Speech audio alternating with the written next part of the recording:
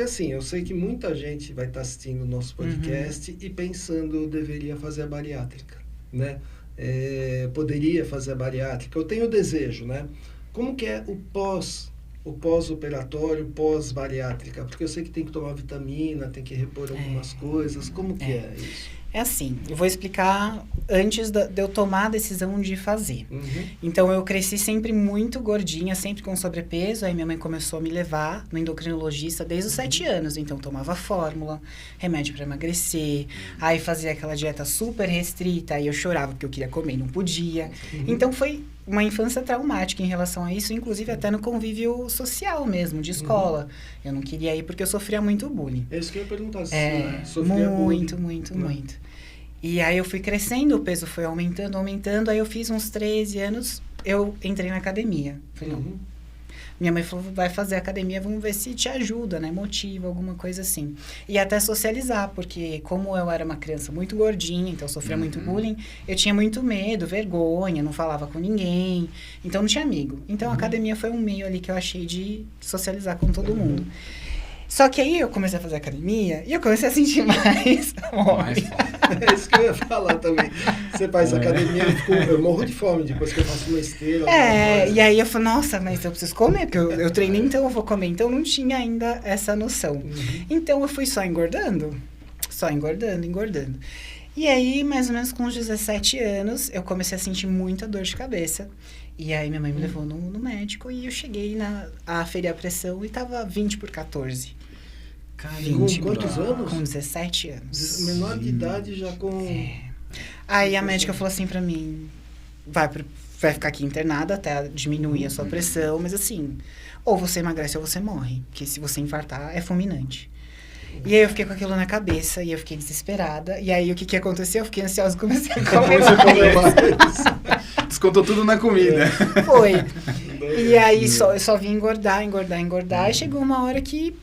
É engraçado, porque parece que a gente tem um apagão, e a gente não percebe, a gente se olha no espelho, mas a gente não se vê. A gente não consegue ter a dimensão do tamanho que a gente tá. A gente pega a roupa e olha, a gente vê que é uma coisa muito grande, mas não tem a noção, não tem essa concepção do quão grande. Você não consegue, meio que bloqueia. A gente não tem essa noção de quanto a gente tá grande. A gente tem noção quando a gente vai passar numa catraca, que a gente não passa. Que a gente vai sentar numa cadeira e a gente não cabe. Ou que a gente entra na loja e falam que não tem a nossa numeração. A gente, por essas pequenas coisas do dia a dia, assim, que a gente consegue ter essa noção. E aí a minha mãe falou assim, não tem o que fazer. Ou você emagrece ou você morre, o que a gente faz? Aí eu falei, não, então eu vou fazer bariátrica. E aí era um ano de acompanhamento com psicólogo, com nutricionista, com preparador físico e tal. Eu falei, não, se for para emagrecer, eu quero emagrecer logo. Eu quero já cortar e já quero ficar magra. Aí eles começaram a explicar, não, porque é isso, porque é aquilo. É um processo, né, para que isso aconteça. Porque no final, assim, desse um ano de tratamento, eu entendi que é uma cirurgia muito mais psicológica do que física. Como assim? Porque quando a gente corta o estômago e a gente não tem esse processo de acompanhamento, a gente continua pensando como gordo. Com a ansiedade, a gente querendo descontar a vontade de comer ou as frustrações da vida na comida. Então, quando a gente come, a gente quer suprir alguma falta. Então, eu ia operar, eu ia emagrecer, mas a falta interna ia continuar. Continuar mesmo. O psicológico ia continuar. Entendi. Então, antes de tudo, é o que eu sempre falo, no meu Instagram perguntam muito, eu quero fazer bariátrica, tal, não sei o quê. Você acha que eu devo fazer? Eu falo, não. Só se você tiver com o seu psicológico muito bom. Senão, não compensa. É um conjunto de coisas que vocês têm que alinhar para poder chegar no objetivo, né? E é uma mudança de vida, né, também. Porque você muda a sua cabeça, você passa o resto da sua vida tomando vitamina, porque eu tenho anemia, então você tem que repor ferro, B12, tem que acompanhar sempre. Porque você não absorve mais. Não absorve mais, né? Porque eu fiz a bypass, então eu cortei um pedaço do estômago e um pedaço do intestino. Então, a absorção de tudo aí que eu como... diminui a digestão, por isso que você não engorda. Na verdade, é aí que tá. As pessoas acham que vai fazer a bariátrica e nunca mais vai engordar. Não, eu conheço gente que fez e que engordou de novo. Às vezes engorda até o dobro.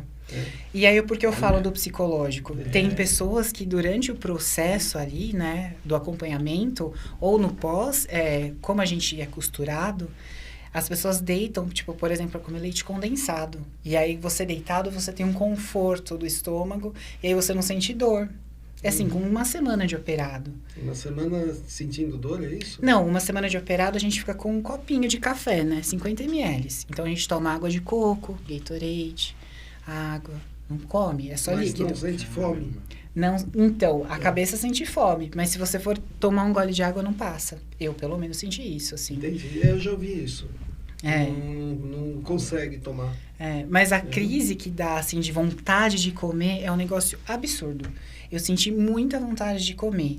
Principalmente porque morava com outras pessoas, então senti o cheiro da comida. E aí eu sentia fome, mas eu não conseguia nem tomar água. É muito doido como a nossa cabeça... É fome psicológica. Exatamente. Porque você já está acostumado, né? A comer aquela quantidade sempre. Aí, de repente, do nada, não, peraí, não vou mais comer. Não, eu sinto vontade de comer. E os horários, né? o corpo se habitua a tudo aquilo, né?